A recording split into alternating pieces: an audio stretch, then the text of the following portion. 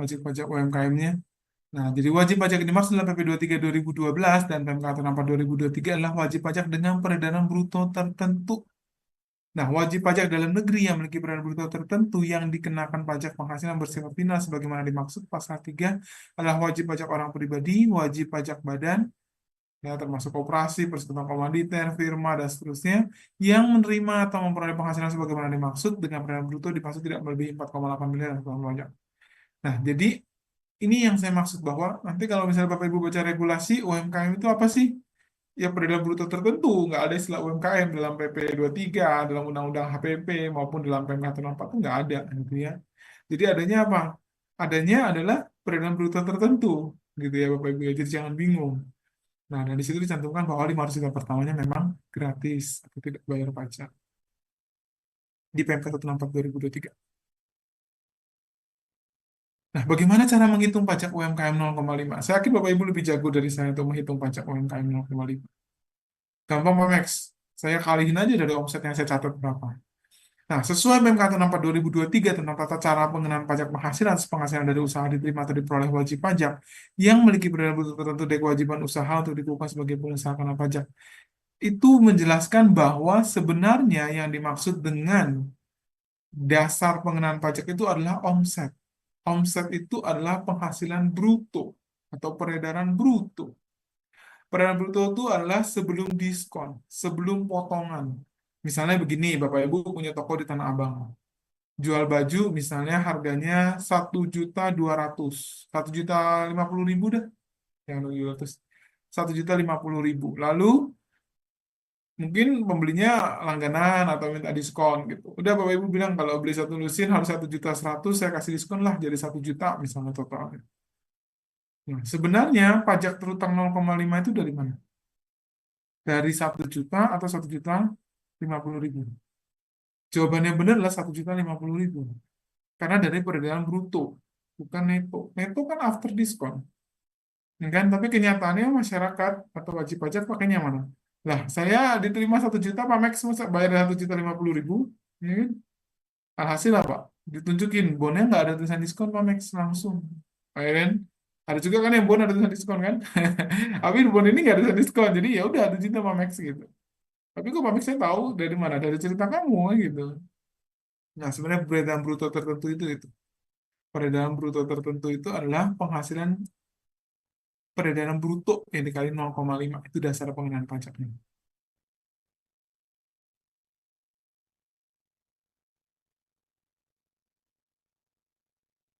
Nah, ini contoh gitu ya. Tuan A memiliki usaha toko pakaian dengan omset sebagai berikut. Januari 500 juta, Februari 200 juta, Maret 100 juta. Berapakah besar pajak berutang bulan Januari, Februari, Maret? Gitu ya. Ini contoh. Cara menghitungnya gimana? Gampang Pak Max. Dari omset kali 0,5 aja. Kan diajarannya gitu, dari omset 0,5. Ini kan peredaran bruto omset Pak Max. Iya, ya udah kali aja 0,5.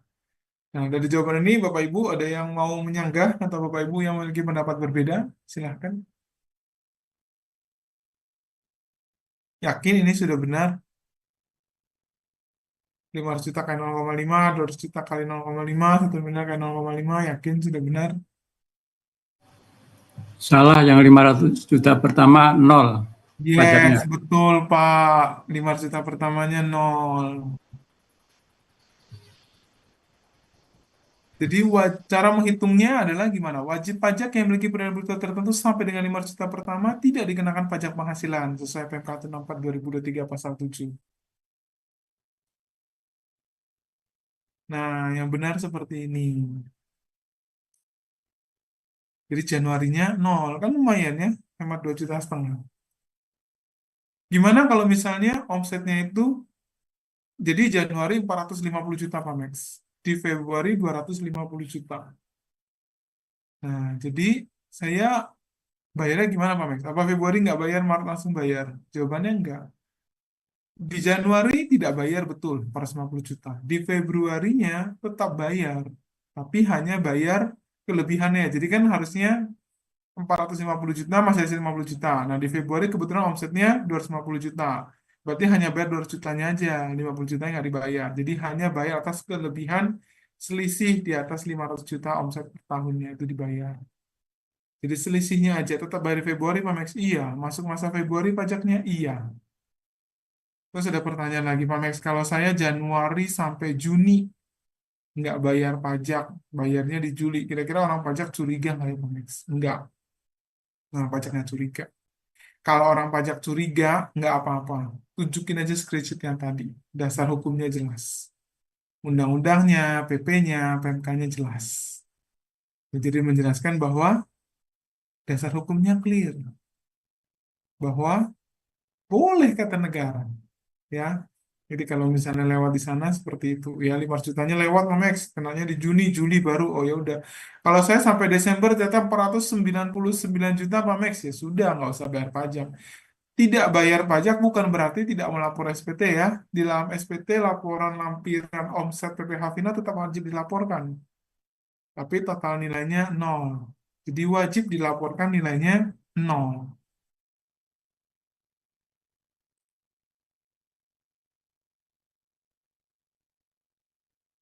Nah, bagaimana cara bayarnya? Ini Bapak Ibu lebih jago lagi dari saya ya. Gampang, Max. Bikin aja slipnya pakai e-billing, habis itu bayar, ya kan? Bikin aja slipnya pakai e-billing, bayar, gitu ya. Max, nanti kalau pakai sistem baru yang namanya Cortex, bisa nggak sih bikin lalu bayar? Kalau untuk pajak final 0,5 bisa. Yang lain belum tentu. Karena sistemnya nanti di Cortex adalah bikin SPT-nya dulu, baru bikin SSP.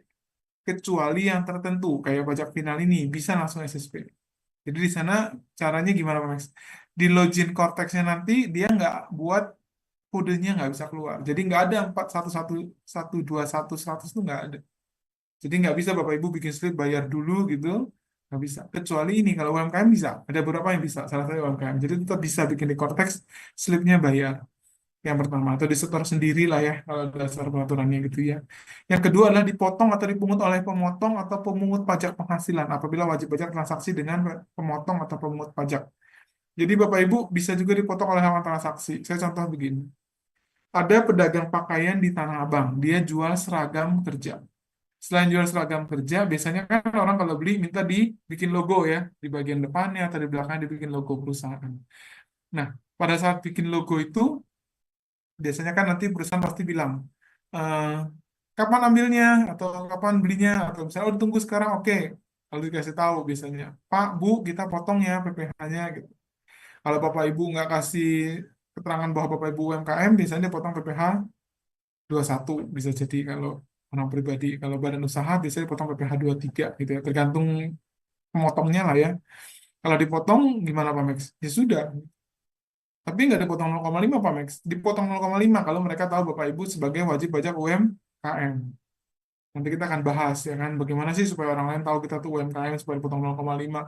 Kenapa harus dipotong 0,5 Pak Max? Kenapa nggak dipotong PPh 23? Aku bisa dipotong PPh 23, aku bisa dipotong PPh 21. Jawabannya tidak, karena Bapak Ibu tidak bisa mengkreditkan PPh 23 atau PPh 21 dengan alasan apa? Karena Bapak Ibu wajib pajak UMKM. Jatuhnya nanti bukti potongnya sia-sia, tidak terpakai atau lebih bayar. Jadi nanti Bapak Ibu minta dipotong 0,5. Syaratnya bagaimana Pak Max? Nanti kita akan bahas di slide-slide berikutnya.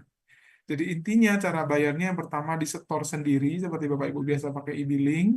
Yang kedua adalah dipotong atau dipungut oleh pemotong atau pemungut pajak. Jadi dipotong atau dipungut oleh output gitu ya. Biasanya badan usaha. Nah, ini ya.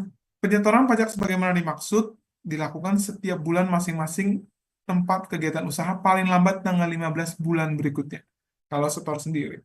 Tapi bagi wajib pajak yang memiliki bulan tertentu yang melakukan penyetoran pajak sebagaimana dimaksud, wajib menyampaikan surat pemberitahuan masa pajak unifikasi paling lambat 20 hari setelah akhir masa pajaknya, teman-teman. Jadi sudah setor wajib lapor. Nah, ini kata PMK 164. Di pasal berikutnya disampaikan bahwa wajib pajak yang telah melakukan penyetoran pajak penghasilan sebagaimana dimaksud pada ayat 2 dan telah mendapat validasi nomor transaksi penerima negara dianggap telah menyampaikan pemberitahuan masa pajak. Jadi Bapak Ibu yang sudah setor dianggap Bapak Ibu sudah setor, dapat nomor validasi dong. Nah, nomor validasi itu dianggap Bapak Ibu sudah melakukan pelaporan atau sudah menyampaikan pemberitahuan masa pajak unifikasi. Nah, dengan tanggal validasi nomor transaksi yang tercantum pada surat setoran pajak atau sarana lain disamakan dengan surat setoran pajak. Jadi Bapak Ibu yang udah setor dianggap sudah lapor itu dalam PMKM. Ya. Untuk PPh final. Oke. Nah, Bapak Ibu udah ngerti cara lapornya, Bapak Ibu udah paham lah ya kan mengenai eh, bayar mah biasa Pamex saya juga bayar setiap bulan gitu ya, Bapak Ibu mungkin dalam hati berpikir seperti itu. Nah, sekarang pertanyaannya begini. Pamex, ini PPh UMKM ini 2024 jadi terakhir nggak sih Pamex gitu ya? Jawabannya adalah menurut saya gitu ya. Menurut saya nih ya, ini subjektif banget. Menurut saya 2025 diperpanjang karena saya mengacu pada statement yang diberikan oleh Menko Perekonomian Pak Erlangga Hartarto. Tapi kalau ditanya, jadi di perlanjutnya gimana Pak Max? Soalnya di lapangan kan informasinya banyak. Satu, batasannya diturunin jadi 3,6 M katanya. Ada lagi yang bilang nggak semua boleh, tertentu boleh. Ada lagi disampaikan bahwa UMKM ini diperpanjang setahun, Pamex, pengecualian untuk wajib pajak khusus. Nah, ya kan, jadi soundingnya belum. Jawabannya, saya juga belum tahu. Karena saya sampai hari ini belum dapat regulasi tertulis. Kalau pemberitahuan tertulis atau misalnya siaran pers, gitu saya dapat. Tapi kalau regulasi sejenis PMK, saya belum dapat. Tapi setahu saya, PPh UMKM itu diperpanjang hingga 2025. Ya, tadinya harusnya habis di 2024. Asumsi saya itu adalah wajib pajak yang daluarsa, udah 7 tahun, 2024 tahun terakhir, diperpanjang setahun lagi. Itu asumsi saya. Tapi regulasi seperti apa, saya nggak tahu. Ada juga wajib pajak atau klien saya yang memang mereka sudah bikin PT, sudah mendaftarkan suaminya, sudah mendaftarkan istrinya, ya kan? Tapi dengan jadinya begini, ya kan, mereka berpikir apa? Oh, diperpanjang lagi setahun, tapi tetap aja kata mereka nggak apa-apa, Max kan cuma setahun. Tahun depannya lagi, nah, ya kan. Dan memang sampai hari ini saya belum menerima regulasi sih. Saya pribadi belum menerima regulasi. Biasanya kan ada tuh dikirimin ya regulasi, misalnya PMK atau peraturan teknisnya, tapi saya belum terima. Cuma menurut saya diperpanjang gitu. Ya, mudah-mudahan peraturannya segera terbit. Nah, oke lah, misalnya terbit gitu ya, perpanjang berarti sampai 2025. Nah, setelah itu Bapak Ibu mau gimana? Yang gitu ya, pemikirannya seperti itu. Bapak Ibu mau bikin PT, CV atau badan lainnya. Oh, bingung Pak Max, nggak tahu deh, bingung. Oke, kita akan apa ya, spill dikit ya, kita akan bahas sedikit sedikit aja tentang bedanya PT, CV dan badan lainnya seperti apa sih.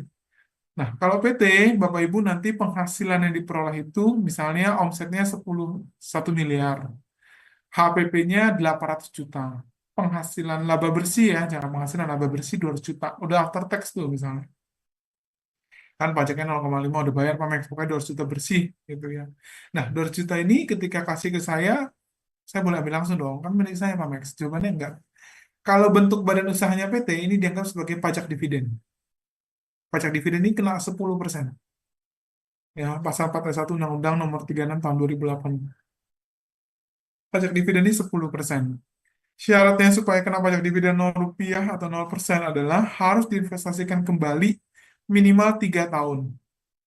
Diinvestasikan di mana, Pak Max? Diinvestasikan dalam 12 atau 14 instrumen keuangan tunjuk oleh pemerintah. Ada Sun, ada Ori, Deposito Bank, ada Reksa. Nanti Bapak Ibu boleh apa dilihat ya, dicek gitu. Apakah ini termasuk yang dimaksud dengan PPh 0 rupiah? Sorry, dimaksud dengan pajak 0% dari di pajak dividen. Nah, itu ada 12 sampai 14. 12 sampai 14 instrumen keuangan yang Bapak Ibu boleh pilih gitu ya. Kalau Bapak Ibu masih bingung, Bapak Ibu boleh nanya orang bank. Orang bank lebih jago ya, orang bank. Mereka lebih jago gitu ya. Tanya mereka aja. Ini saya kalau depositoin termasuk investasi pajak dividen 0 rupiah 0% nggak nih? Karena saya investasi 3 tahun, ya kan? Bapak Ibu boleh nanya mereka. Dan syarat yang berikutnya kalau PT ke PT adalah kepemilikan 25% modal disetor dan berasal dari laba ditahan. Itu PT ke PT. Tapi kalau PT ke pribadi, tetap kena pajak dividen. Gitu. Biar Bapak Ibu mau bilang, ini kan punya saya Pak Max, ini saya pendirinya loh, saya foundernya loh. Tetap kena 10%. Kecuali Bapak Ibu investasikan kembali minimal 3 tahun.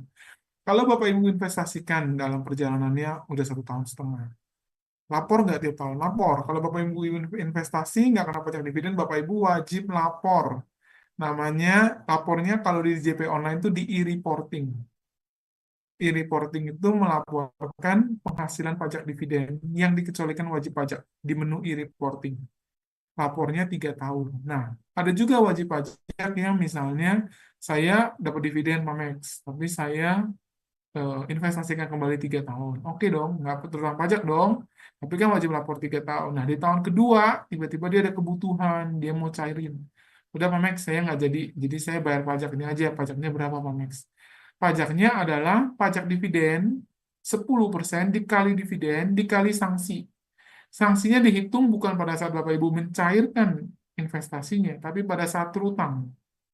Jadi misalnya begini, dibaginya Januari 2024, ya kan? Bapak Ibu sudah investasi sampai 2025 Desember, sudah 2 tahun dong. Nah, Bapak Ibu udah saya mau pakailah uangnya, misalnya ada kebutuhan gitu ya. Bapak Ibu ambil. Nah, tiba-tiba surat pajak datang minta klarifikasi. Oh, uangnya nggak diinvestasi kembali ya gitu. Atau misalnya nanti di 2026 yang lapor SPT 2025 kan kelihatan tuh di bagian e-reportingnya kan. Kok dividennya udah nggak ada laporan gitu ya. Harusnya kan 3 tahun berturut-turut dilapor karena investasi kan. Nah, muncullah surat SP2DK, ya kan? Nah, SP2DK ini menjelaskan apa? Menjelaskan bahwa mohon konfirmasinya mengenai dividen yang belum dilaporkan karena investasi kembali. Dicairkan. Nah, dicairkan udah keterangan pajak, pajak terutang. Terutangnya gimana Pak Mek, sanksi dendanya? Dihitung pajak dividen 10% kali DPP dikali sejak terutang. Terutangnya kapan? Kan bagi 2024 awal. Ya udah 2024 awal dihitung kurang lebih 2% per bulan sampai kapan? Sampai 3 tahun, ya kan? Kenapa sampai 3 tahun, Mamex? Kan belum bayar pajaknya 3 tahun, ya kan? Kalau Bapak Ibu bilang enggak, Mamex, saya udah bayar 2025 akhir, saya langsung bayar gitu. 2025 akhir saya bayar berarti 2 tahun, ya udah. Pokoknya dari pada saat dividen dibagikan sampai Bapak Ibu bayar itu 2%-nya dari situ. Jadi per bulan 2% kali 12 bulan 24 bulan. 24%. 24% dikali ya.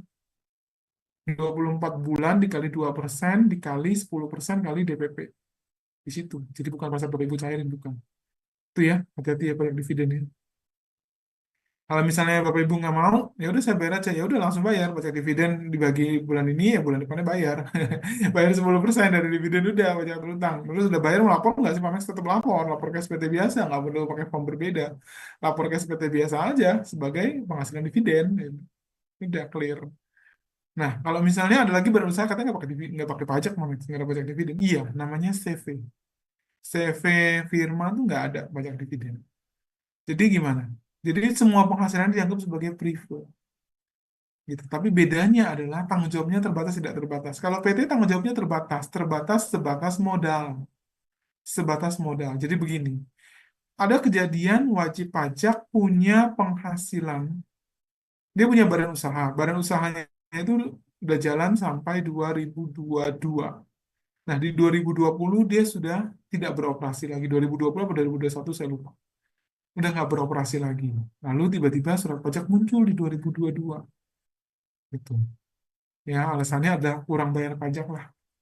Terus si wajib pajak ini pergi ke kantor pajak, klarifikasi, sampaikan, Pak, satu, kita udah nggak beroperasi, gitu.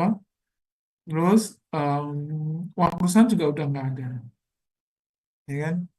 Jadi dananya udah nggak ada Pak, nggak bisa bayar gitu ya, udah nggak ada operasi. Ini kan kejadiannya misalnya 2020 atau 2021 gitu ya.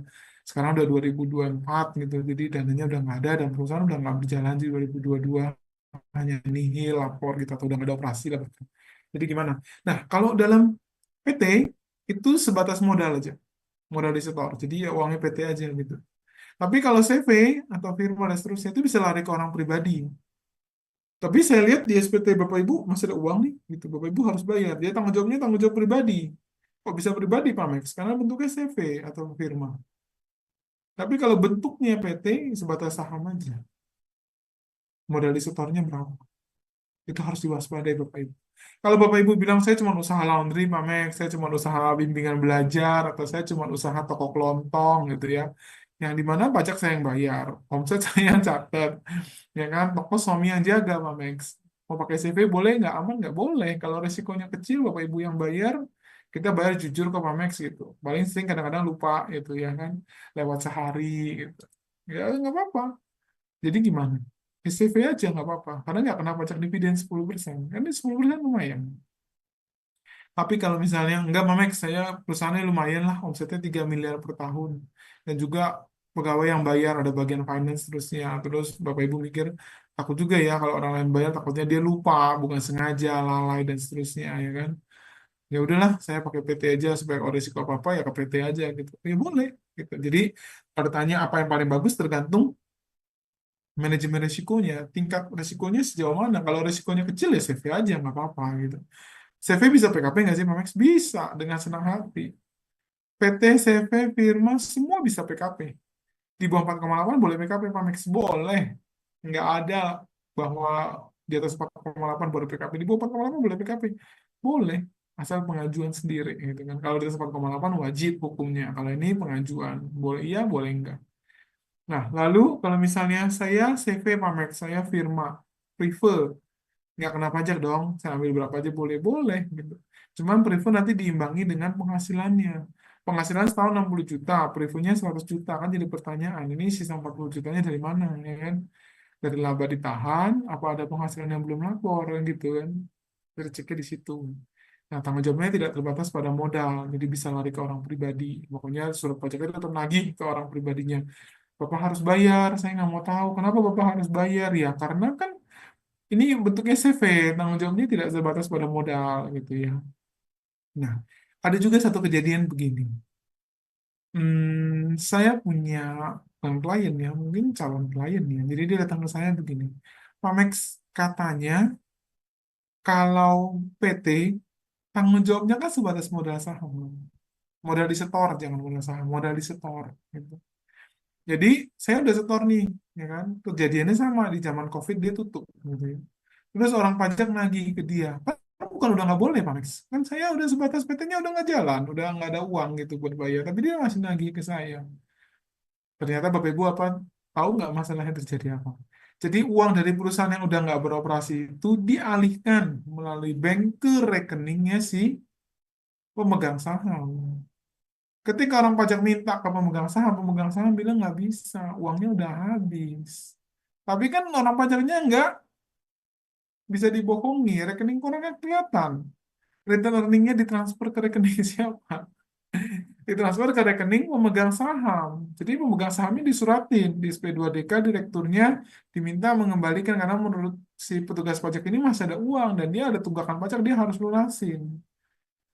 Gitu. Jadi tanggung jawabnya terbatas sebatas modal disetor, bukan sebatas modal yang atau penghasilan yang dipindahkan.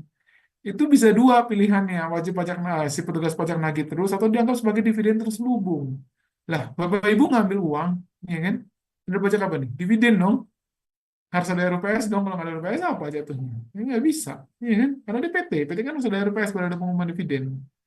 Nah, jadi harus hati-hati, jangan berpikir bahwa eh, kalau misalnya saya PT, udah rekening udah pindah ke tempat saya udah aman, bukan gitu maksudnya. Maksudnya kalau PT itu ada uang, nah tanggung jawabnya sebatas uang di PT itu nggak lari ke pribadi. Kalau CV bisa lari ke pribadi. Pak, kalau PT perorangan, PT perorangan masuknya ke perseroan terbatas, kena pajak dividen 10%, masuknya ke situ.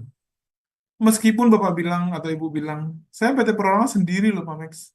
Masa perusahaan sendiri ambil uang sendiri kena dividen? Ya, itu regulasi yang berlaku. Saya hanya menjelaskan regulasi yang berlaku. Bahwa PT Perorangan tetap kena pajak dividen sebesar 10%. Karena kan banyak juga wajib pajak yang mau pakai PT Perorangan. Lebih simpel, lebih gampang. Gitu. Tapi PT Perorangan tetap wajib menyelenggarakan pembukuan. Harus ada laporan keuangan. Dan laporannya berbentuk form badan usaha. Ya. Jadi kalau tanya PT, CV, firma bagus yang mana Pak Max? Tergantung manajemen resikonya. Kalau resikonya kecil, CV aja nggak apa-apa. Kalau resikonya agak lumayan, ya PT aja. Kalau misalnya bukan resiko Pak Max, saya lihat bonafit nggak bonafit, mau PT aja Pak Max biar lebih keren bisa ikut tender, oh, oke. Karena misalnya syarat tendernya harus PT. Atau biar lebih keren Pak Max, saya mau PKP jadi saya PT aja, boleh gitu ya. Jadi bagus yang mana tergantung. Oke.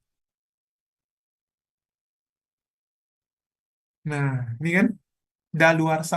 Jadi daluarsa ini orang pribadi 7 tahun, PT 3 tahun, badan usaha non PT 4 tahun. Nah, lalu pertanyaan yang muncul begini, Pak Max, kalau PT Perorangan masuk mana, Pak Max? PT Perorangan masuk badan usaha non PT, 4 tahun. Meskipun dia badan usaha PT Perorangan. Jadi PT Perorangan masuk 4 tahun. Nah, cara ngitungnya gimana, Pak Max? Cara ngitungnya adalah tahun 2018 sebagai tahun dasar. Jadi 2018, 2019, 20, 21, 22, 23, 24, 7 tahun.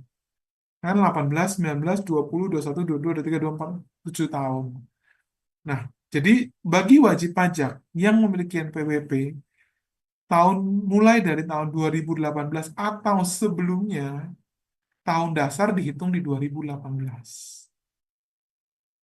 Bagi wajib pajak yang memiliki NPWP setelah tahun 2018, maka tahun dasar dihitung berdasarkan NPWP diterbitkan, tahun NPWP diterbitkan. Jadi kalau Bapak Ibu punya NPWP di bawah tahun 2018, harusnya 2024 ini, udah 2024 kemarin ya, jangan ini kemarin itu sudah terakhir. Gitu. Tapi diperpanjang sama pemerintah kan, sampai 2025. Nah, jadi masih bisa dipakai. Nah, kalau misalnya badan usaha Pak Max 3 tahun, ya dari usaha itu didirikan. Kalau PT-nya 2020 ya 2020, 2021, 2022. Gitu.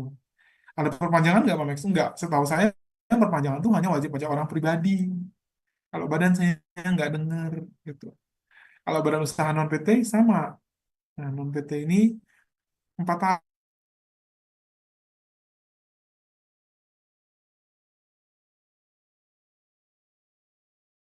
sama itu badan usaha non PT itu namanya. Nah, kalau misalnya gini Pak Max. Ini kan Pak Max cerita yang orang pribadi seperti ini. Kalau misalnya saya orang pribadi punya NPWP 2024, katanya kan 7 tahun Pak Max. Terus katanya tahun 2024 terakhir, padahal saya nggak pernah pakai. Itu gimana Pak Max? Kalau Bapak Ibu punya NPWP 2024, dan ini berlakunya 7 tahun, tapi ada orang bilang udah nggak berlaku gitu ya. Jawabannya adalah tetap berlaku. Kenapa? Karena maksudnya tidak berlaku adalah bagi wajib pajak yang memiliki NPWP tahun 2018 atau sebelumnya, maka tahun 2024 merupakan tahun terakhir wajib pajak boleh menggunakan fasilitas pajak 0,5 tahun terakhir. Tetapi bagi wajib pajak yang memiliki NPWP setelah tahun 2018, maka tahun diterbitkan NPWP dianggap sebagai tahun dasar. Kalau dia punya NPWP 2020, ya boleh 2020, 2021, 2022, 2023, 2024, 2025, 2026. Kok katanya nggak boleh, memang sih yang nggak boleh itu yang tahun dasarnya 2018 atau sebelumnya. Oh begitu ya Pak Max ya. Karena ini regulasi PMK 164 2023 ini tidak dicabut. Kalau Bapak Ibu bilang PMK-nya dicabut, Pak Max, jadi nggak berlaku. Nah, mungkin. Tapi PMK-nya tidak dicabut sampai hari ini ya. Saya nggak tahu besok. Sampai hari ini nggak dicabut. Berarti masih boleh. Yang nggak boleh itu yang punya NPWP di tahun 2018 atau sebelumnya. Kalau lebih dari itu boleh. Kayak misalnya punya NPWP 2019 masih boleh, Pak Max boleh. Bahkan 2025 ini dianggap sebagai tahun terakhir. Dan seterusnya begitu cara hitungnya. Jadi boleh nggak Pak Max? Ya boleh. Kalau orang nanya saya, Pak Max, masih boleh nggak sih pakai 0,5? Saya tanya dulu, Bapak Ibu punya NPWP tahun berapa? Kalau Bapak Ibu punya tahun berapa, ya kita hitung langsung 7 tahun. Misalnya 2020, ya boleh 2020, 21, 22, 23, 24, 25, 26 gitu ya. Karena saya ngikutin peraturan pemerintah, itu boleh. Kalau CV firma Pak Max 4 tahun, gitu. Tapi ingat ya, kalau badan usaha, meskipun dia bayar pajak final 0,5, tetap wajib menyelenggarakan pembukuan. Hanya pajak terutamanya sebesar 0,5 kali DPP atau omset atau peredaran bruto tertentu. Tapi bukan berarti kalau badan usaha nggak perlu pembukuan, Pak Max kan bayar pajak final. Enggak, tetap wajib pembukuan. Tetap wajib pembukuan. Jadi kalau ditanya apakah tahun depan masih boleh atau tahun 2025 ini masih boleh, tergantung Bapak Ibu punya NPWP-nya kapan. Kalau Bapak Ibu punya NPWP tahun 2018, ya udah nggak bisa 2024. Tapi karena pemerintah sambung, extension 1 tahun itu boleh. Tapi regulasi seperti apa saya jujur belum tahu. Tapi kalau misalnya Bapak Ibu bilang, eh, saya punya 2020 Pamex, atau Pamex masih boleh, ya boleh gitu. Cara ngitungnya gimana ya? Seperti ini, 7 tahun, 3 tahun, 4 tahun. Gitu ya. Nah, ini yang saya bilang tadi, ini ada di PP 55 2022. pasal 69, Bapak Ibu boleh foto. Jadi kalau ada teman-teman atau orang lain yang kasih tahu, katanya udah nggak boleh itu 0,5. Nah, Bapak Ibu boleh kirim ke ini ke mereka, ya kan? Bahwa sebelum PP 23 2018 dihitungnya adalah 2018 sebagai tahun dasar yang saya jelasin tadi. Nah, masa berakhirnya sepanjang wajib pajak memenuhi kriteria untuk dikenakan PP ini. Maksudnya gimana Pak Max kriteria? Jadi begini, misalnya dia harusnya masih boleh nih 2019 misalnya, jangan 18 ya, 2019 wajib pajaknya masih boleh sampai 2025. 19, 20, 21, 22, 23, 24, 25. Nah, tapi dia udah nggak memenuhi kriteria. Nggak memenuhi kriteria Pak Max, satu, misalnya ya, omsetnya 4,8. Udah nggak bisa dong pakai 0,5. Dua, dia sudah memilih pakai tarif normal. Dia pernah di tahun 2021 misalnya, dia pakai tarif normal Pamex. Kata Pamex masih boleh, dia balik lagi ke 0,5. Nah, itu orang pajak pasti akan suratin SP2DK kalau dia lihat. Nggak boleh. Kenapa nggak boleh Pamex? Karena dia tidak memenuhi kriteria. Nggak memenuhi kriteria ini, nggak boleh. Atau wajib pajak yang memang dia udah pindah dulu di Jakarta jualan, sekarang pindahnya ke daerah terdalam gitu ya. Daerah yang 3T lah, Mamex, tertinggal, terdalam, dan situ. Nah, lalu dia kena pajak finalnya, bayar pajaknya cuma 1% di daerah itu, karena dia berfasilitas mengajukan ke pemerintah atau KPP daerah, dan seterusnya. Dia boleh nggak bayar 0,5 lagi, Pamex? Nggak boleh. Jadi udah bayar 1%, ya udah nggak boleh balik lagi. Berarti dia tidak memenuhi kriteria itu. Atau dia sudah ada luar kayak baru usaha udah habis, sudah 4 tahun yang nggak boleh lagi. Gitu. Jadi syarat-syaratnya harus diperhatikan. Ya kan? Apakah dia tidak memenuhi kriteria atau dia tidak bisa lagi karena sudah ada luar. Nah, bagi wajib pajak yang memiliki NPWP setelah tahun 2018, masa berlaku dihitung sejak tahun terdaftar. Kalau misalnya dia punya PW 2020, ya 2020 baru mulai ngitung. Gitu. 2020, 21, 22, 23, 24, 25, 26. Gitu. Mamex misalnya saya punyanya kan bulan Desember 2020, berarti ngitungnya 2021 dong Mamex. Ini dong masa sebulan dihitung. Oh iya jawabannya. Oh iya. Jadi wajib pajak yang memiliki NPWP di tahun bersangkutan ya di bulan bagian dari tahun ya kan atau bagian dari bulan atau hari tertentu itu dianggap 1 bulan penuh, dianggap 1 tahun penuh. Jadi begini, saya punya NPWP 2022 bulan Desember, tanggal 31 Desember Pamex. Karena kan kantor pajak sepi dulu ya kan, 2022 itu tinggal 31 saya kantor pajak bikin NPWP gitu ya. Berhasil Pamex. Berarti tahun pajak saya dihitung 2023 dong Pamex. Oh enggak, salah. Dihitungnya 2022. 2022. Meskipun 1 hari saya belum pernah loh Pamex. Omset saya nggak pernah pakai loh Pamex. Tetap aja. Jadi mendingan Bapak Ibu bikin NPWP ini di awal tahun. Jangan bikin di akhir tahun. Ya kan? Bapak Ibu mau bilang saya bikin di 1 Desember, di 31 Desember, tetap hitungannya 2022, jatahnya habis tahun 2022, ya kan? Jadi bikinlah di awal tahun. Banyak juga klien-klien kita yang kita sarankan bikin PT, CV, atau firma, atau badan usaha lainnya di awal tahun.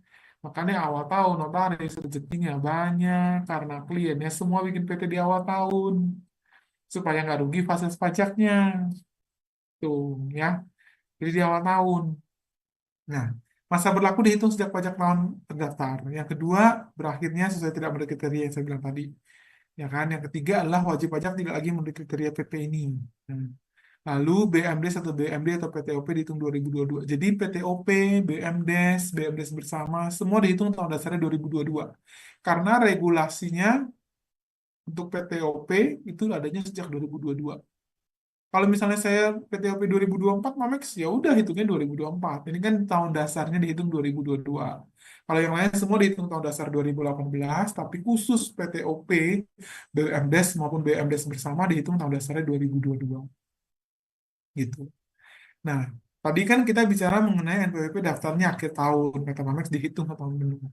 Saya daftarnya udah lama Mamex, tapi nggak pernah pakai 0,5. Sekarang 2025, katanya udah nggak bisa pakai. Pemerintah bilang tambah setahun. Nah, pertanyaan saya Pak Max adalah, saya 7 tahun dihitung dari mana? Dari saya mulai pakai atau dari nanti? Ya kan? Atau gimana? Bapak Ibu dihitung 7 tahun itu sejak punya NPWP. Kalau Bapak Ibu punya NPWP 2016, berarti dihitung 2018. Karena kan punya NPWP sebelum 2018, tahun dasar 2018. Kalau Bapak Ibu punya NPWP 2020, meskipun baru bayar pajak finalnya 2024, tetap dihitung tahun dasar 2020. Kenapa? Karena sejak NPWP diterbitkan, fasilitas pajak UMKM ini otomatis berlaku. Bapak Ibu mau pakai, nggak pakai, dianggap sudah berlaku. Kalau sudah berlaku, tidak dipakai, tetap aja nanti setelah 7 tahun, sejak tahun terdaftar, hitungannya daluarsa atau tidak bisa digunakan lagi. Jadi clear ya. Jadi nggak bisa bilang nanti, Pak Max saya kan nggak pernah pakai, saya baru mau pakai sekarang gitu. Tetap dihitungnya dari tahun NPWP terbit. Itu regulasi pemerintah, bukan regulasi Pak Max. Oke, kita lanjut. Nah, ya kan, udah tahu tadi bahwa satu, saya masih bisa pakai Pak Max mungkin setahun lagi NPWP saya, bukan NPWP ya, fasilitas pajak saya. Atau ada yang bilang juga, Pak Max saya udah nggak bisa pakai lagi, gitu kan. Alasannya macam-macam lah karena saya misalnya udah pakai tarif normal ya kan. Lalu saya pikir mau UMKM lagi katanya bisa pecah ke suami istri atau ke anak gitu ya, atau ke cabang gitu. Ini kita akan bahas.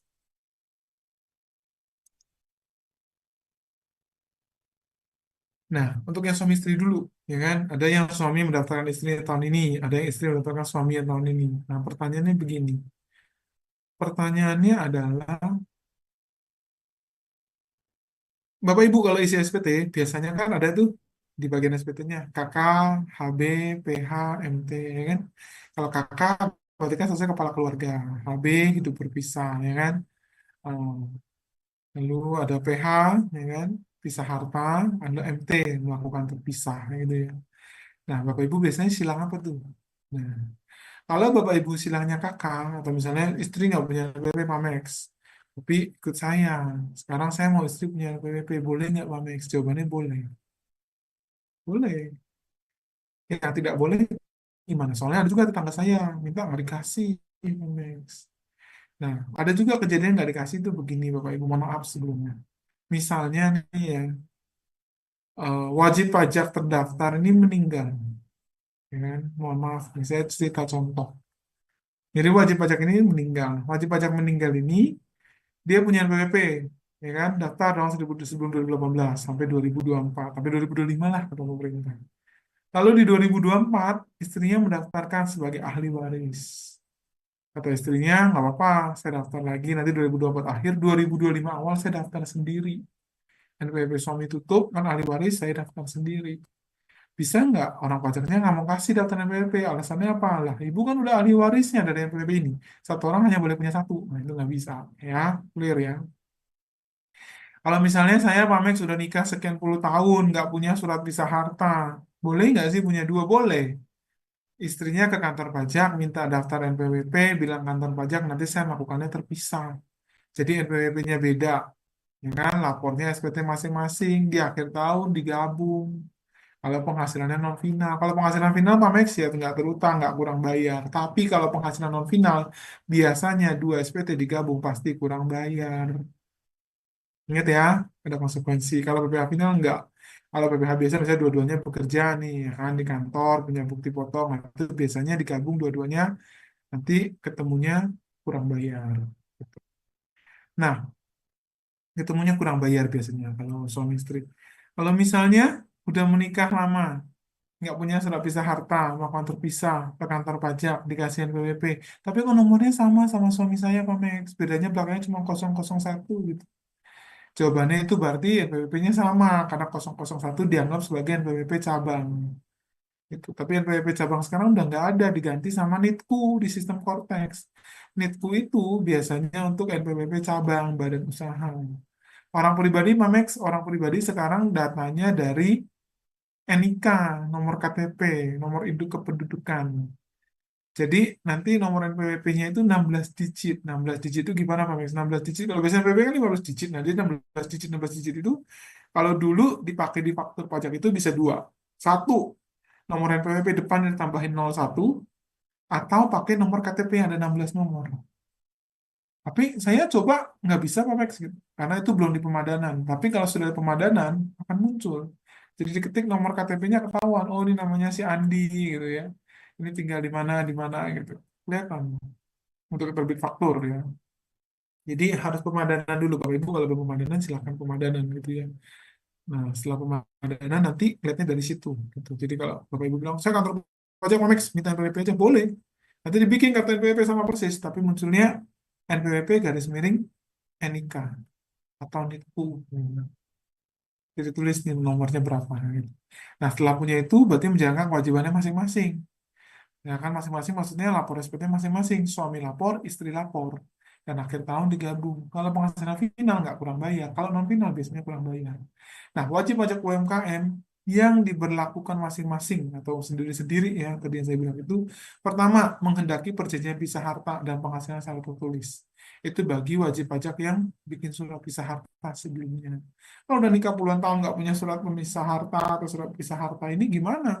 Ya istri boleh memilih menjalankan hak dan kewajiban perpajakannya sendiri dalam pasal 8 ayat 2 huruf B, huruf C Undang-Undang Pajak Penghasilan sebagaimana dimaksud dalam peredaran bruto PP 55. Jadi suami istri boleh menjalankan masing-masing. Nanti dipilihlah yang melakukan terpisah atau melakukan kewajiban terpisah MT. Jangan HB hidup berpisah itu perceraian. Jangan salah silang ya Bapak Ibu. Nah, jadi yang boleh ini, ya kan, suami istri yang NPWP-nya dipisah. Dipisah ada dua. Satu tadi saya bilang melakukan kewajiban pajak terpisah atau yang punya surat pisah harta. Kan nggak mungkin dan nikah 30 tahun baru bikin surat pisah harta kan nggak bisa. Ya kan? Biasanya kan sebelum nikah.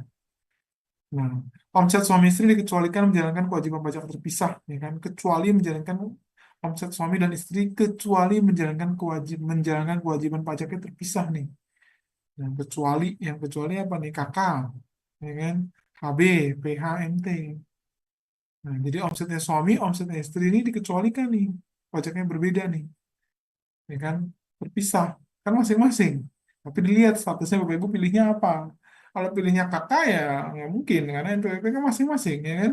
Tapi kalau hidup berpisah biasanya mereka sudah bercerai tapi menunggu nah, keputusan dari pengadilan atau akte cerainya. Kalau pisah harta itu bagi apa?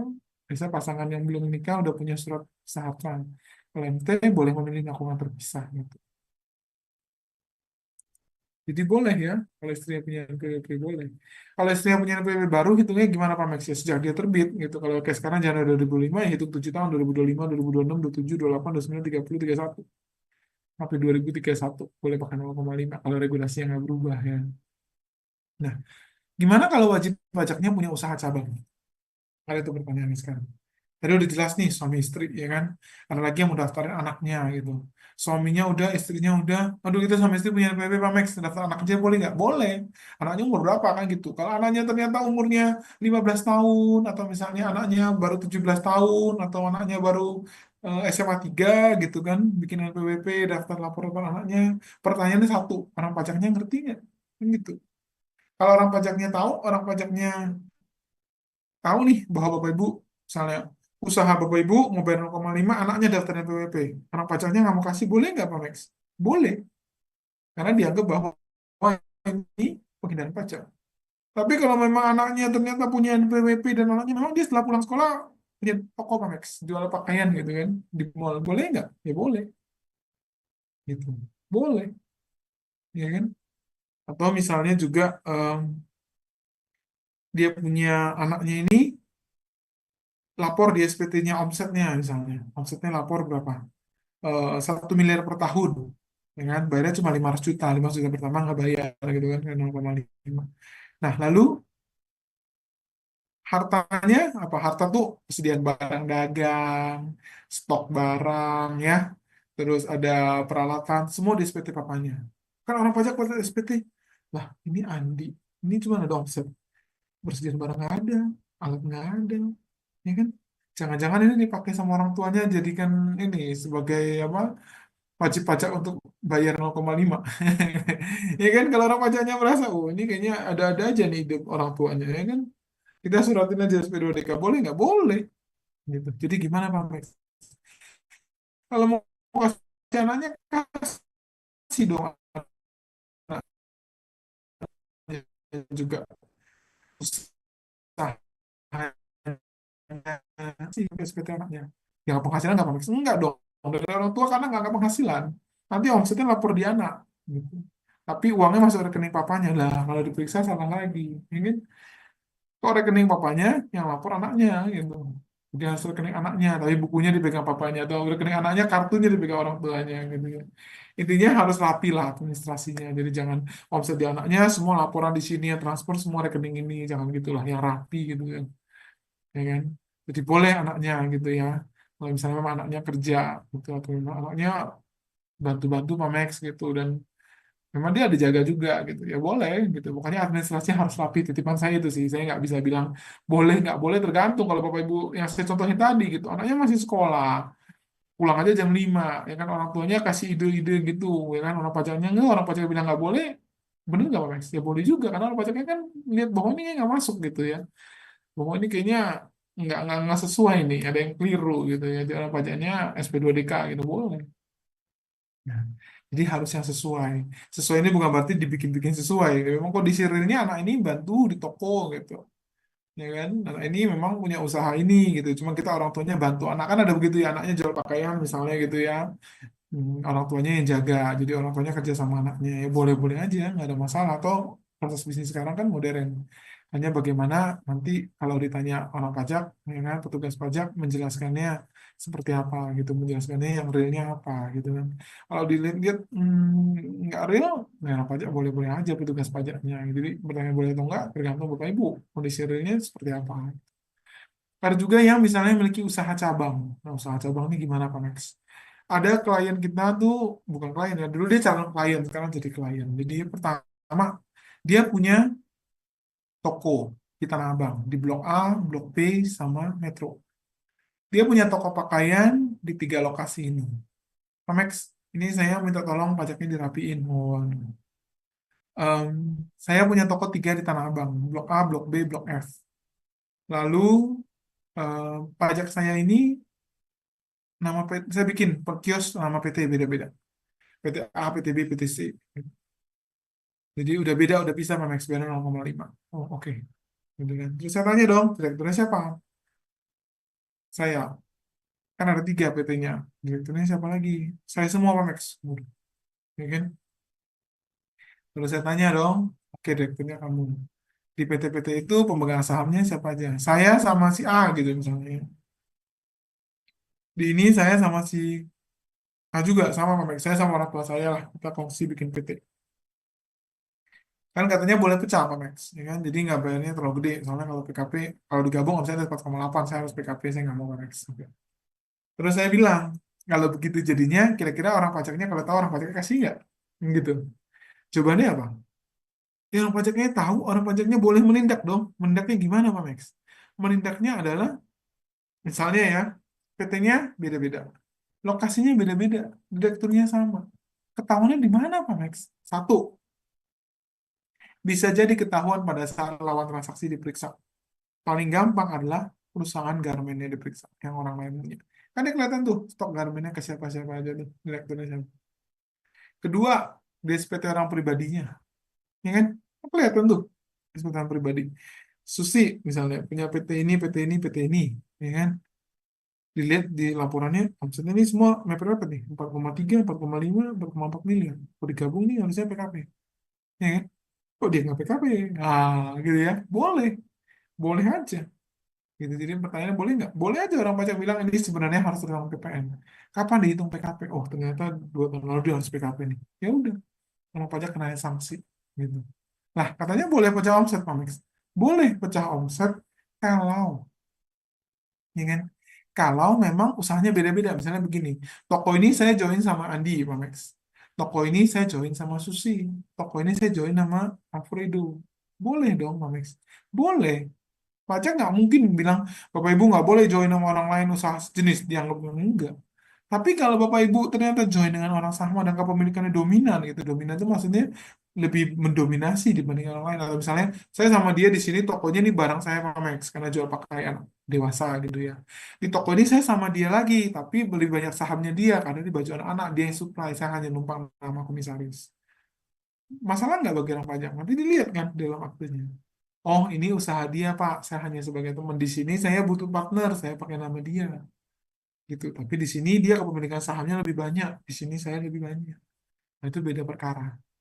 Tapi kalau nggak seperti itu, ya berarti hitungannya clear. Apa? Sebenarnya kan pemilikannya satu, dominasinya. Kalau kepemilikannya satu, dominasinya satu, Mamex, ya berarti di atas 4,8 terutamanya nanti dikasih PKP secara jabatan. Gitu ya. Jadi dalam memiliki usaha cabang harus hati-hati juga. Hati-hatinya adalah UMKM-UMKM ini dilihat, ya kan? Ini maksudnya seperti apa? Ya kan? Kalau misalnya kepemilikannya semua sama, menghindar seperti itu, kalau menurut saya, caranya udah nggak bagus. Karena orang pajak kan gampang, apalagi nanti di Cortex. Saya singgung ke Cortex sedikit. Kalau di Cortex itu, Bapak Ibu kan udah pemadanan dari KNPWP, ya toh? Nanti login ke Cortex. Ya. Sekarang orang pribadi belum, karena badan aja lagi login ke Cortex, tapi ada trouble, gitu ya. Nanti kalau orang pribadi sudah bisa login ke Cortex, bukan sudah bisa ya, mas, sekarang udah bisa, cuma nanti udah pelaporan, karena pelaporan SPT tahun ini masih menggunakan sistem DCP online tahun 2024, yang lapor 2025 Maret nanti. Nah, ke depannya kan mau nggak mau harus akses Cortex dong. Nah, ketika nanti akses Cortex, ya kan, ketika nanti akses Cortex, nah, Bapak Ibu akan lihat ya di notifikasi, misalnya Bapak Ibu beli mobil, dapat faktur dong, diminta kan minimal minta NPWP atau KTP. Kelihatan tuh notifikasi kayak model di Facebook gitu ya. Notifikasi ah, faktur pajak membeli apa gitu, kelihatan, ya kan? Kalau saya belanja ke minimarket, Mamex, ya enggak dong. Kan minimarket nggak minta NPWP KTP-mu. Kalau kamu beli motor, beli mobil, beli rumah, beli apartemen, ya kan? Yang ada munculin apa kartu identitas, nah itu biasanya muncul nanti di aplikasi. Jadi kelihatan di situ. Kelihatan di situ. Ya kan kamu beli apa aja. Nanti lihat orang pajak. Dia lapor omsetnya 4 miliar. Dia ambil kain aja dari pabrik itu 1 bulan 2 miliar. Ini kan ini ada yang keliru nih. Nah, gitu ya cara pajak ngeceknya. Oke. Jadi wajib pajak UMKM memiliki usaha cabang adalah peredaran bruto tertentu merupakan jumlah peredaran bruto dalam satuan pajak. Artinya adalah dia punya cabang 2, punya cabang 3, semua digabung. Asalkan tidak apa termasuk yang dikecualikan dari PPh final. Contoh begini, ada klien punya usaha, punya toko baju di Tanah Abang, punya bengkel, sama punya rumah disewakan. Dia tanya, Pak Max, katanya UMKM, usaha cabang, ataupun usaha-usaha berbeda semua digabungin aja. Benar nggak? Benar. Tapi ingat, kecuali yang dikecualikan. Usaha baju boleh masuk, Pak Max? Boleh. Usaha bengkel boleh masuk, Pak Max? Boleh. Sewa rumah tidak boleh, karena sewa rumah ini sudah termasuk pajak final. Udah bayar 10%, nggak boleh. Jadi masukin cuma dua ini aja. Omset dikali 0,5. Udah clear. Omset dikali 0,5. Jadi boleh misalnya, saya punya cabang bengkel 3 yang buat tambal ban itu lupa make saya franchise 3. Boleh nggak semua? Boleh. Gitu. Pokoknya 3 ini nggak melebihi dari 4,8. Kalau lebih dari 4,8 Max, PKP. Apalagi sekarang di sistem Cortex, PPN wajib dipusatkan. Itu jadi mau punya cabang seluruh Indonesia, PPN pusat. Gitu. Ya, oke kita lanjut. Wajib pajak UMKM memiliki usaha cabang. Jadi omsetnya dari mana Pak Max? Yang saya bilang tadi, omsetnya dari seluruh cabang tidak dikecualikan dari PMK. Seluruh cabangnya. Omsetnya dari seluruh cabang, tidak dikecualikan dari PMK. Oke, tadi kan kok sewa rumah nggak termasuk Pak Max ya? Karena dikecualikan dari PMK. Kalau nggak dikecualikan dari PMK, ya masuk semua. Atau misalnya dia kerja luar negeri juga Pak Max, gitu kan. Dia dapat uang misalnya dari main apa saham di luar negeri, gitu ya. Nah, boleh nggak sih pakai 0,5? Ya nggak boleh. Kamu ngasih dari luar, nggak boleh. Jadi yang boleh apa? Ya usaha dia di Indonesia apa? Dia punya toko pakaian di Tanah Abang, dia punya bengkel, itu boleh. Dijumlahin aja semua dengan 0,5. Udah bayar negara. Gitu. Jadi omset seluruh cabang yang tidak dikecualikan. Jadi bukan seluruh cabang, maksudnya semua usaha kamu dimasukin enggak, kalau dikecualikan enggak. Misalnya dia ini auditor loh Max gitu, tapi dia punya toko baju. Ya udah toko baju dia yang punya 3 outlet dikali 0,5. Penghasilannya sebagai auditor nggak boleh dikali 0,5. Jadi gimana? Karena berlapis biasa.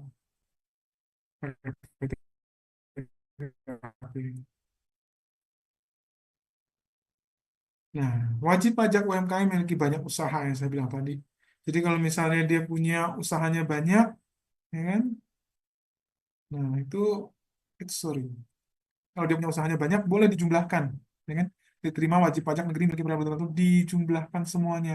Kecuali apa ya tadi, dari pekerjaan bebas nggak boleh, dari penghasilan luar negeri nggak boleh, dari penghasilan yang sudah final tidak boleh, dari penghasilan dikecualikan dari wajib pajak nggak boleh. Di luar itu semua boleh.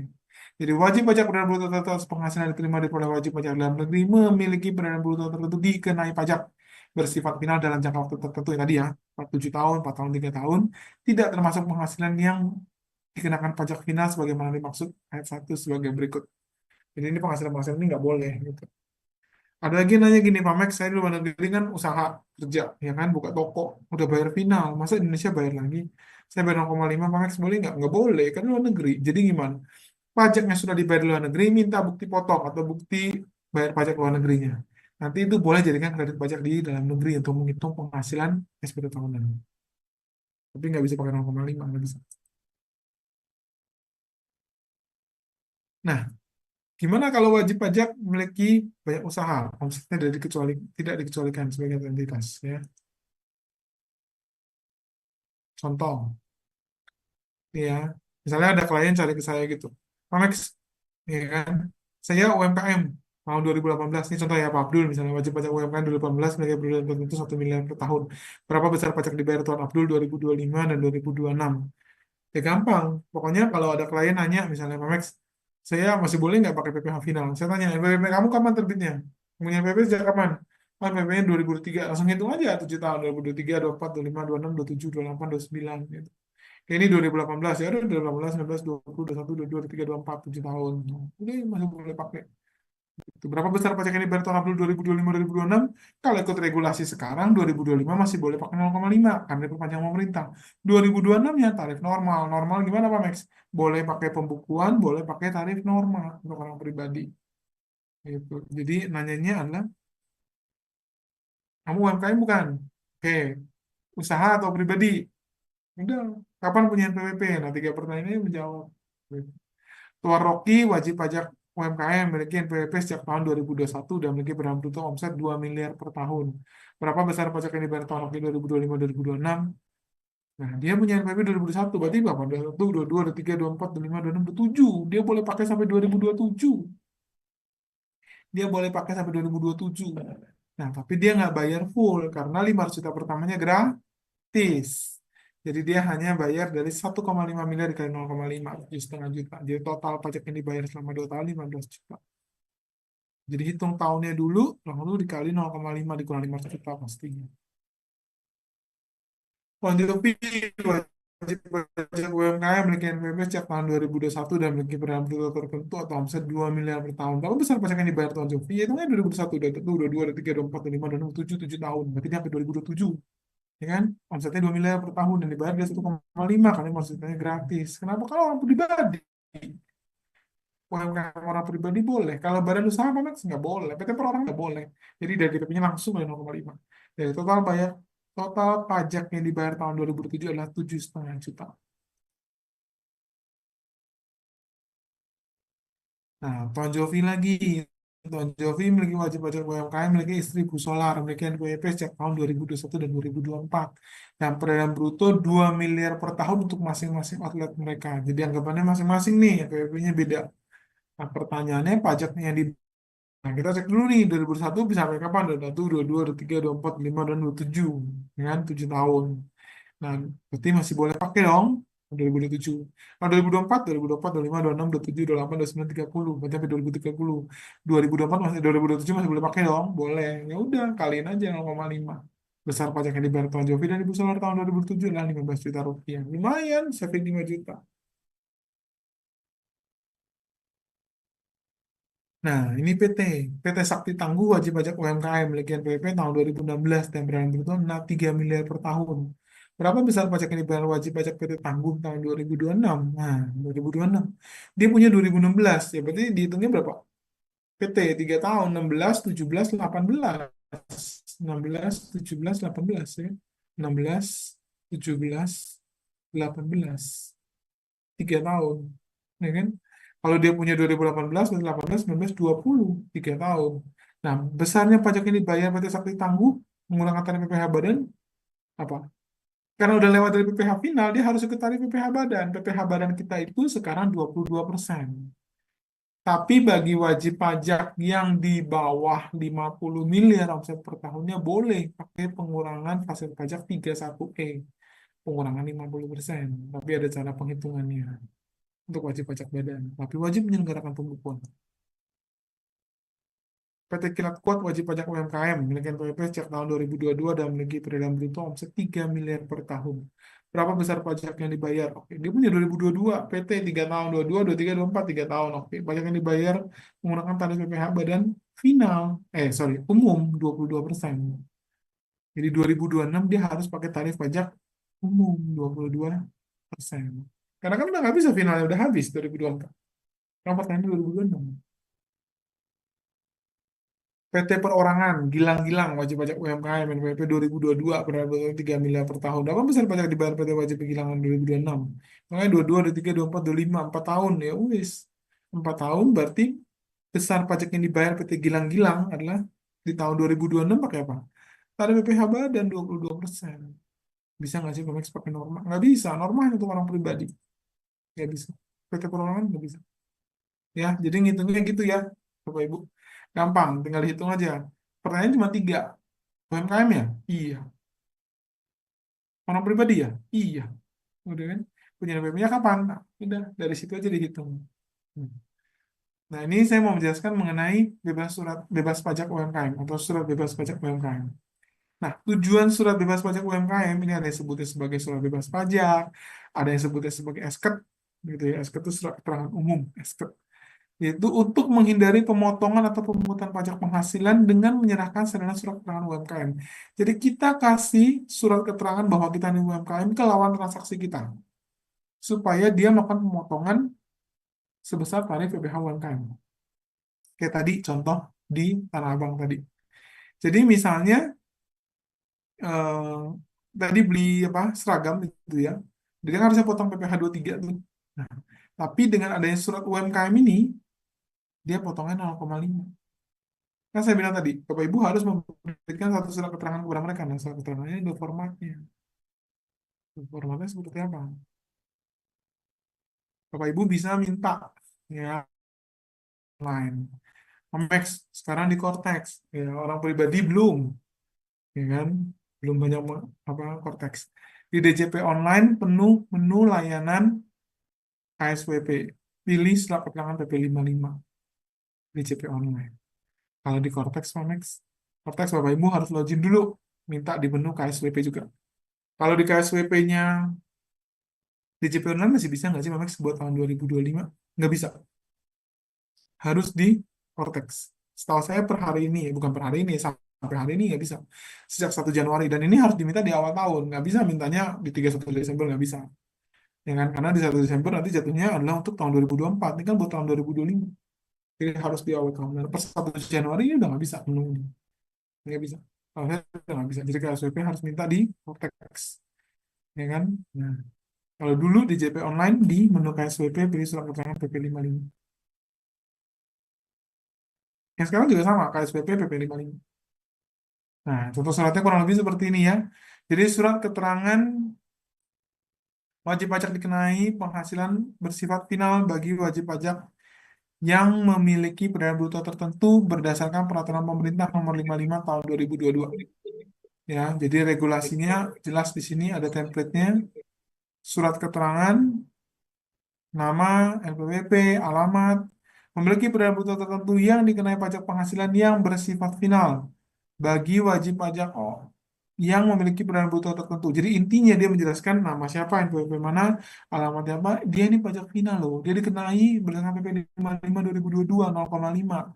Nah, surat keterangan ini diterbitkan sampai dengan tanggal berapa, gitu kan? Nah, nanti kecuali segala macam kecuali itu misalnya biasanya satu dia pakai tarif normal dan seterusnya. Jadi dengan adanya surat ini, lawan transaksi kita tuh potong 0,5. Intinya itu. Lawan transaksi potong 0,5. Atau misalnya juga kalau tadi kan surat itu menjelaskan bahwa kita PPh final, ya toh? Dipotong 0,5. Pak Max, kalau saya dipotong 0,5 juga masih rugi, Pak Max. Ini masih awal tahun, Pak Max. Omset saya belum tembus 500 juta. Jangan-jangan akhir tahun nggak sampai 500 juta, Pak Max. Karena biasanya nggak sampai 500 juta per tahun. Jadi kalau dipotong rugi. Ya udah, Bapak Ibu bikin lagi satu surat, namanya surat pernyataan. Surat pernyataan yang formatnya seperti ini, boleh difoto, boleh di screenshot. Saya bertantangan di bawah ini nama NPWP, NIK, alamat selaku wajib pajak, ya kan? Kalau wajib pajak udah cukup, kalau wakil kuasa dilanjutin isi di bawahnya. Dengan ini menyatakan bahwa wajib pajak yang disebutkan di atas merupakan wajib pajak orang pribadi yang memenuhi kriteria dikenakan PP 55 2022 dan bagaimana tertentu tidak melebihi 500 juta. Saya bersedia menerima hukum kemudian hari tidak benar dan ada sanksi perundang-undangan pajak yang berlaku. Ini boleh diserahkan kepada lawan transaksi. Jadi kasihnya dua, yang tadi KSWP itu sama yang surat pernyataan ini. Nah, surat pernyataan UMKM ini dapat jadikan dasar menghindari pemotongan pemungutan pajak penghasilan. Jadi misalnya tadi contoh yang di Tanah Abang itu dia bikin baju, ya kan PT bikin baju. Harusnya potong dia berapa? Kalau dia kasih yang tadi kertas itu PP 55. Dipotongnya 0,5 kan? Iya dong, dipotongnya 0,5. Nah, tapi karena dia bilang Mamek saya belum ada 500 juta, ya udah bikin surat pernyataan kata saya. Kalau bikin surat pernyataan berarti apa? Bikin surat pernyataan nggak dipotong karena surat pernyataan ini menjelaskan bahwa penghasilannya belum sampai 500 juta. Jadi tidak dipotong oleh lawan transaksi. Meskipun lawan transaksi tidak melakukan pemotongan pajak, tapi lawan transaksi wajib melakukan pelaporan. Dia tetap lapor. Jadi Bapak Ibu jangan berpikir, oh saya nggak dipotong dari lawan transaksi, berarti orang pajak nggak tahu omset saya segini aja. Oh nggak bisa. Karena meskipun dia tidak memotong pajak Bapak Ibu, tapi dia lapor. Karena kewajiban perpajakan sekarang itu begitu. Kalau dulu kan SPT wajib lapor kalau ada pajak berhutang. Sekarang nggak, SPT wajib lapor kalau ada pembayaran penghasilan. Jadi potong nggak potong, tetap wajib lapor. Gitu. Misalnya di Januari Bapak Ibu bikin nih, habis ini selesai langsung, oh aplikasi Cortex saya login, Mamek sudah ngerti segala macam, bikin KSWP-nya. Setelah itu surat pernyataannya, saya kasih dua. Kalau Bapak Ibu kasih satu, lawan transaksi pasti potong 0,5. Kalau Bapak Ibu kasih dua pernyataan sama KSWP ini, berarti lawan transaksi pasti potong 0. Karena kan di bawah 500 juta. Bapak Ibu bikin nih Januari. Ternyata di bulan Juni, wah lebih dari 5 juta Pak Max. Di Juni ini 505 juta. Berarti kan 5 juta kali 0,5 bayar ke negara Pak Max ya. Oke, setuju, clear. Nah, tapi saya di bulan Juni udah, di bulan Juli, saya gimana? Di bulan Juli, Bapak Ibu hanya cukup kasih kertas yang pertama tadi, yang minta dari menu KSWP itu. Kasih kertas itu aja. Yang ini nggak mau kasih lagi, nggak perlu. Kan Bapak Ibu udah lebih dari 500 juta. Jadi potong 0,5 nggak ada masalah kan? Nah, mereka yang sudah potong 0,5 harus memberikan kepada Bapak Ibu bukti potong. Minimal surat setoran pajak. Setahu saya sekarang mereka udah kasih bukti potong ya. Jarang masih kasih apa namanya bukti SSP.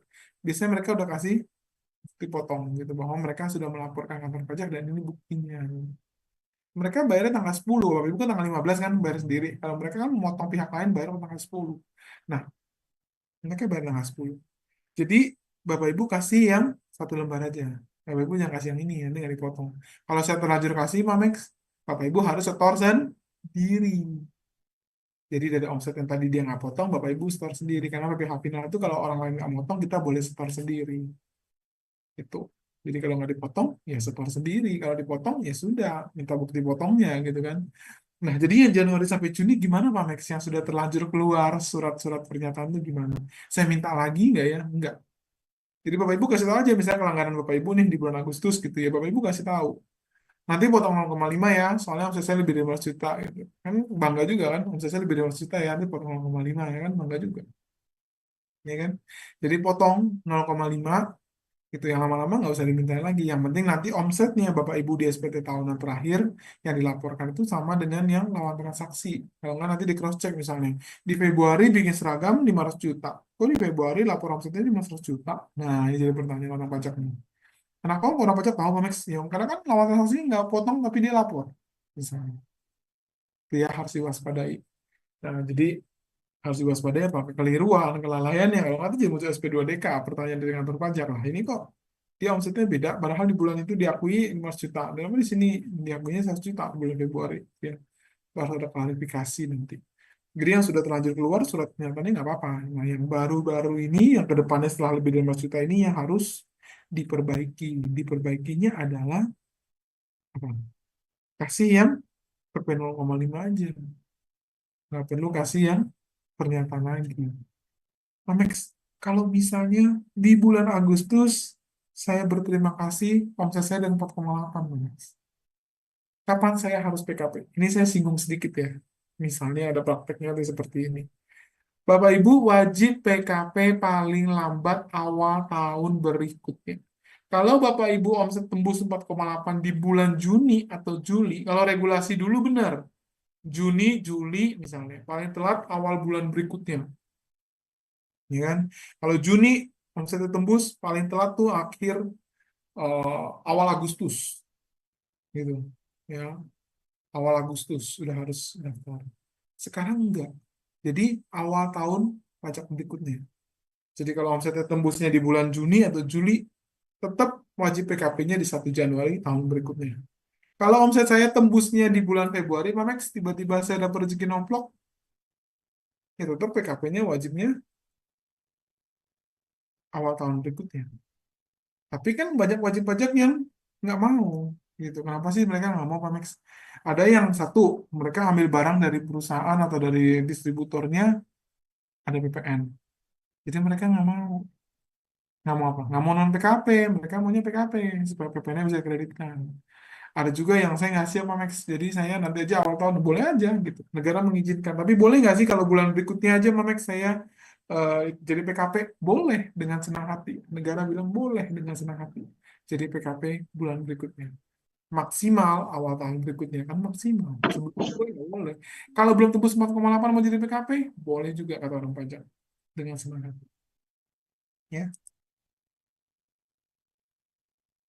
Nah, dalam pelaksanaannya, surat yang tadi dimunculkan itu, surat dari KSWP maupun surat pernyataan ini boleh dibatalkan oleh kantor pajak. Dibatalkan dalam hal apa, Pak Max? Hmm. Dibatalkan dalam hal, ya, misalnya, telah dicek sama orang pajak, omsetnya lebih dari 4,8, ya kan? Lebih dari 4,8. Lah, kan katanya boleh, Pak Max, 0,5 sampai akhir tahun, benar. Tapi ibu mintanya atau bapak mintanya ini tahun misalnya 2023. Nah, di 2023 ini diteliti sama kantor pajak, dilihat nih dari distributor, ngambil barang seterusnya, dia lebih dari 4,8.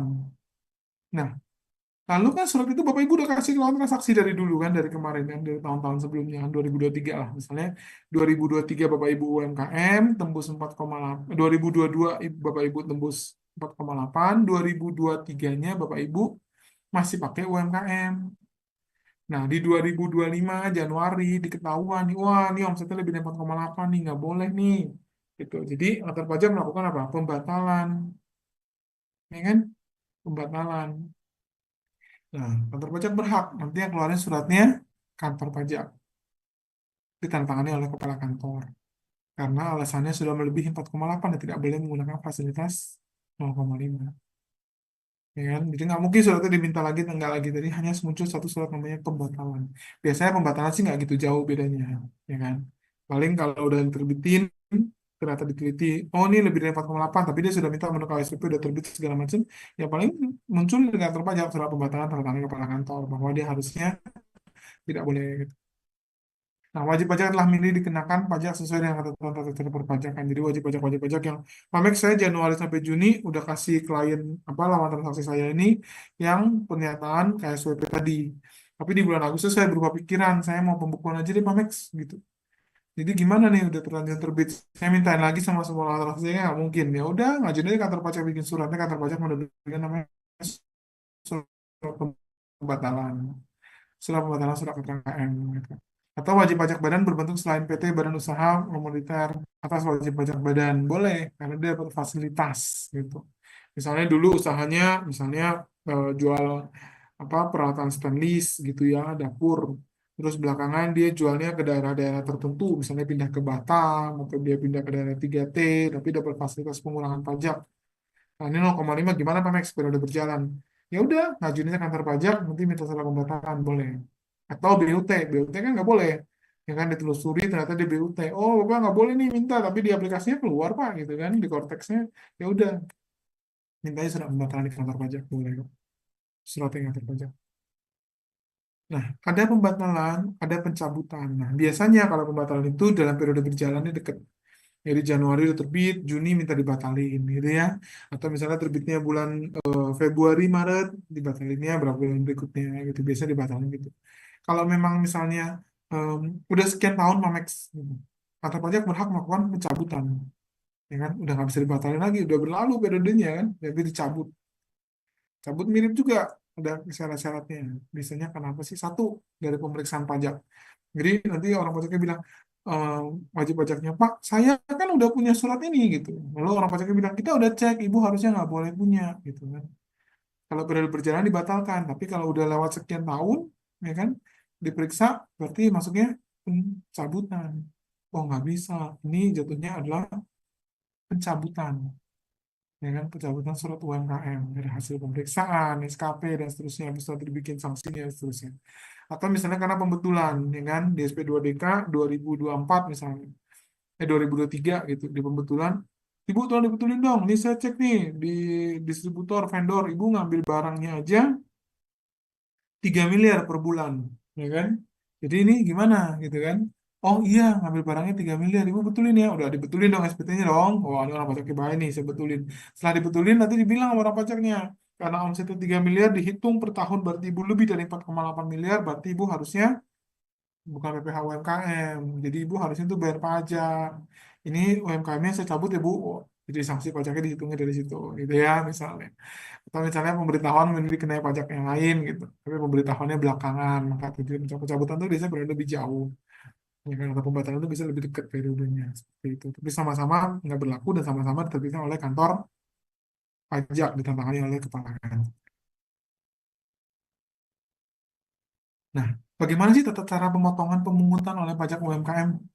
Ini lawan transaksi, gitu ya. Pemotongan pemungutannya sebagai pembeli atau pengguna jasa maka pemotongan 0,5.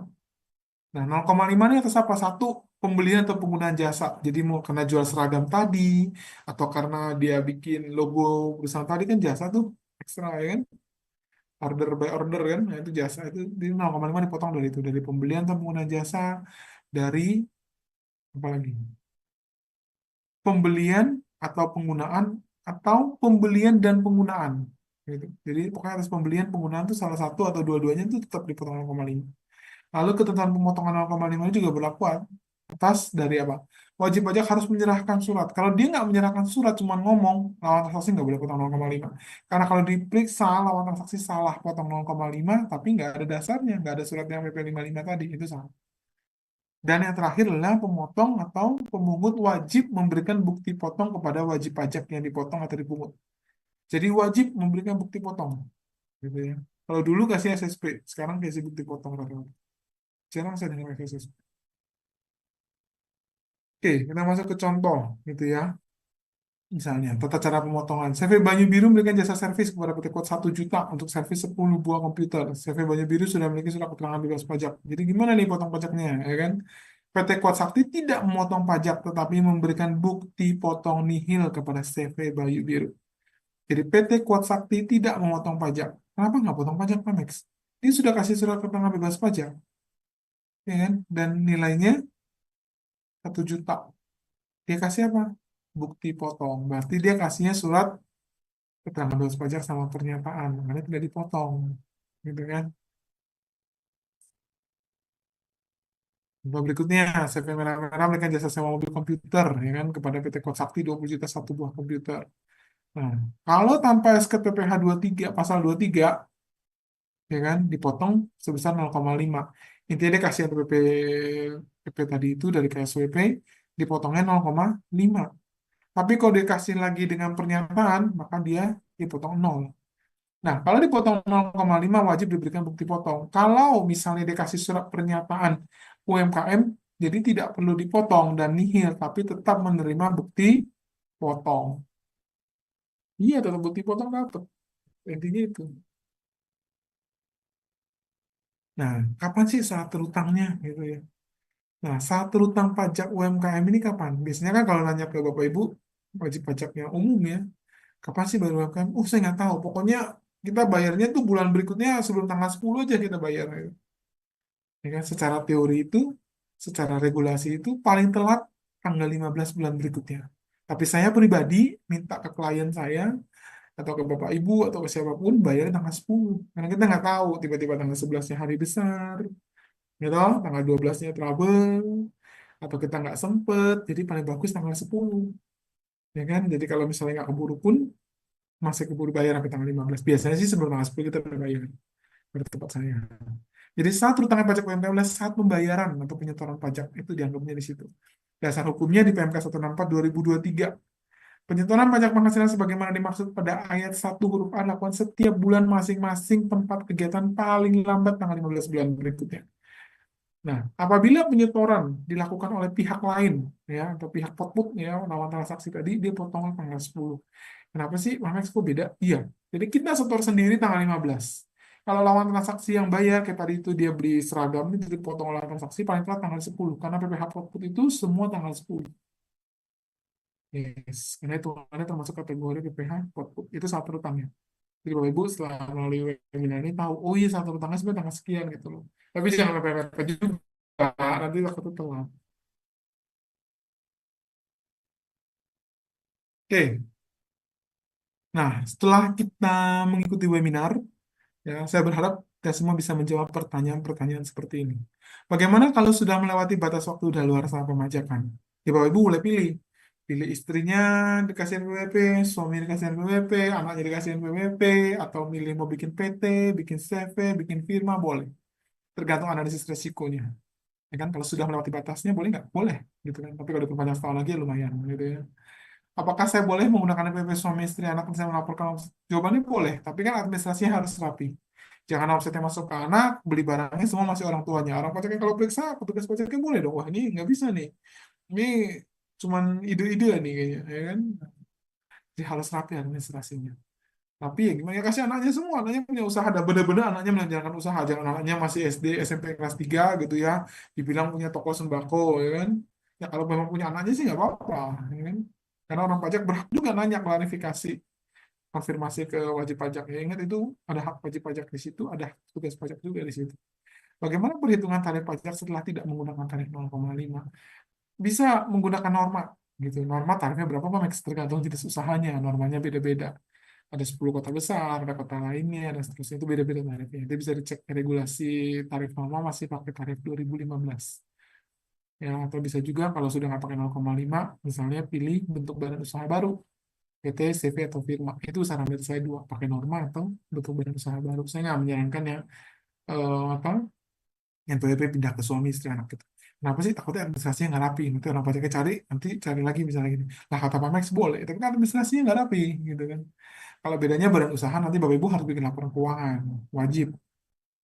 Kalau norma nggak perlu pencatatan, tapi Bapak Ibu harus memiliki surat keterangan norma. Surat keterangan norma itu mintanya di mana, Pak Max? Di aplikasi Cortex, menu KSWP, surat pemberitahuan penggunaan norma atau NPPN. Mintanya paling telat ini bagi yang nanti ya tahun berikutnya ya. Kalau tahun ini masih bisa pakai ya nggak usah minta ya. Tahun berikutnya udah nggak bisa pakai 0,5 lagi tuh harus pakai tarif norma. Tarif norma ini harus memberitahukan surat pemberitahuan ke kantor pajak. Kalau dulu kita bersurat ke kantor pajak pemberitahuan, kalau sekarang nggak, kita minta di menu KSWP NPPN, ya, surat pemberitahuan norma. Kalau muncul, ya udah, dianggapnya surat pemberitahuan. Kalau nggak pakai surat pemberitahuan, Pak Max, dianggapnya menyelenggarakan pembukuan. Orang pribadi menyelenggarakan pembukuan wajib melampirkan laporan keuangan. Tuh, kalau nggak melampirkan Pak Max, jadi hitungnya sebagai tarif kumulatif. Ya kan, nggak laporan keuangan, ya kan, nggak menyelenggarakan pembukuan Pak Max, tapi hitungnya tarif biasa, tarif normal. Jadi bukan berarti kalau dia nggak menyampaikan norma, dia wajib laporan keuangan. Enggak, laporan keuangannya itu kalau dia menyelenggarakan pembukuan. Kalau enggak, ya berarti dia pakai tarif berlapis 5, 15, 25, 30, 35 itu. Ya. Apakah saya bisa menggunakan norma penghitungan? Jawabannya tergantung usahanya. Kalau pekerjaan bebas nggak bisa. Tapi kalau pekerjaan bebas, bisa. Yang tadi itu ya dikeluarkan pengecualian ya, selain pengecualian itu. Itu bisa dicek usahanya apa, tarifnya berapa gitu. Apakah ada pajak pajak lain setelah tarif 0,5? Ada. Bisa pakai norma, bisa bikin badan usaha baru, gitu. Apakah saya wajib menyerahkan pembukuan? Tergantung Bapak Ibu apa nih? Kalau orang pribadi tidak wajib, ya kan? Dan 4,8 wajib, wajib pakai wajib, ya kan? Wajib menyelenggarakan pembukuan dan 4,8. Tapi saran saya mendingan pakai norma aja kalau Bapak Ibu bisa pakai norma gitu. Norma itu pencatatan. Kapan saya harus PKP apabila omset sudah melebihi 4,8? Iya, jadi PKP itu apabila sudah melebihi wajib PKP. Tapi di bawah 4,8 boleh nggak sih, Pak Max? Saya PKP boleh dengan senang hati kantor pajak menerima dengan tangan terbuka. Apakah saya sudah wajib dikukuhkan sebagai PKP? Tergantung omsetnya berapa dulu. Kalau omsetnya dari 4,8 wajib, kalau di bawah 4,8 tidak wajib. Apakah wajib pajaknya sudah tidak memakai tarif 0,5 harus melakukan pendaftaran? Enggak. Kalau misalnya saya PKP, Pak Max, mau TPN, tapi saya bayar pajak final 0,5 boleh nggak? Boleh. Boleh, nggak masalah. Kan satu PPh, satu PPN, dua hal berbeda. Ya, jadi apakah sudah tidak pakai tarif harus PKP? Enggak jawabannya. Kalau nggak pakai tarif 0,5, ya pakai norma. Kalau nggak pakai norma, tarif berlapis, nggak ada hubungan PKP. PKP itu hanya omset di atas 4,8. Kalau di bawah 4,8 tidak wajib. Pilihan, opsional. Apakah wajib pajak setelah tarif PPh 0,5 harus memungut PPN? Jawabannya tidak, kalau dia nggak PKP. Tapi kalau dia PKP, wajib. Jadi PPN hanya dipungut oleh PKP. Nggak PKP, nggak mungut. Apakah saya harus menerbitkan faktur pajak? Jawabannya, apakah Anda PKP? Kalau Anda PKP, Anda harus terbit. Kalau Anda non PKP, ya nggak masalah. Kalau Bapak Ibu PKP, harus wajib lapor SPT PPN. Meskipun nihil, nggak ada transaksi. Kalau nggak lapor, Mamex, denda 500.000. Saya nggak terbit faktur, Mamex, terbitnya telat, sanksi. Ya, nggak terbit salah, terbit telat salah. Jadi terbitnya harus tepat waktu. Paling telat tanggal 15 bulan berikutnya. Habis itu nggak bisa terbit lagi. Apalagi sekarang mintanya nggak pakai Enova, nggak pakai nomor faktur. Jadi mintanya secara online, otomatis bikin input faktur ke Cortex segala macam, enter nanti muncul nomor faktur. Padahal kan kita minta nih stok nomor faktur kita sekian-sekian, dengan dipakai nggak habis akhir tahun lapor. Sekarang udah nggak, langsung muncul jebret nomor faktur. Nomornya random dari komputer. Kita nggak tahu dan nggak bisa milih nomor. Oke, ya saya rasa itu saya kembalikan ke moderator. Terima kasih.